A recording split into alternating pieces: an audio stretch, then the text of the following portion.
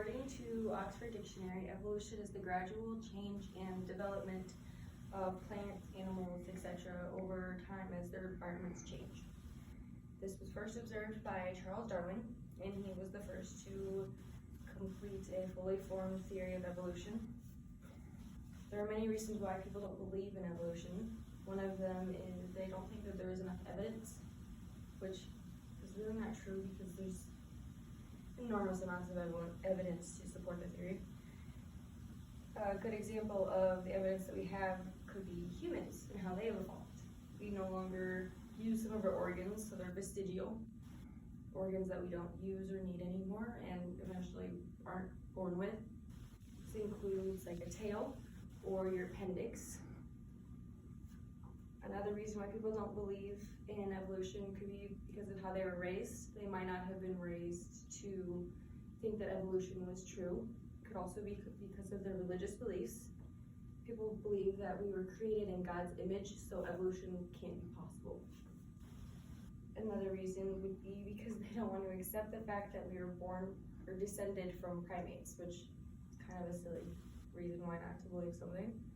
But we are in the same biological group as primates, and we do share many characteristics in behavior and anatomy. Although there are no living primates today that we were evolved from, the closest relatives are chimpanzees and baboons. Another example of evolution is on a very small scale, and that is the flu. You have to get a new flu vaccine every year because the strain changes and adapts in order to survive the vaccine. There are many other diseases that have become antibiotic resistant in the same way the flu has, because they don't want to die out. Further evidence and proof of evolution, you can look at fossils. Biologist Jerry Coyne and his fellow scientists have been making a lot of important discoveries lately. They have recently confirmed the fact that birds have been descended from reptiles. They do share many common characteristics, and they recently discovered a feathered dinosaur, further cementing this fact. Fun fact about chickens, they are the closest living relatives to dinosaurs that we have today. Another good example is looking at horses. We have a pretty much complete record of what horses used to be and what they are now. And they used to be incredibly small and many-toed. Now they are large, most of them are large, and are only one-toed. Another great example that I found very interesting was looking at dolphins and whales. They actually used to be four-legged land mammals and now are finned sea creatures, which just doesn't happen overnight. The list and the proof of evolution is constantly changing and growing, and it'd be interesting to see what else we discover. All right. Thank you very much, Julietta. Questions? Yeah.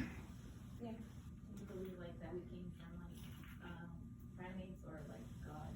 Primates. It seems more, how do I word this without it being offensive, easily understandable because there's evidence to back it up. Any other questions? So evolution is one of those hot button issues that people tend to get very riled up about, no matter what they believe. And if you were having a conversation with somebody who did not believe in evolution, how would you argue to them that evolution is legitimate? Well, my mother doesn't really believe in evolution, so we've had many conversations about this.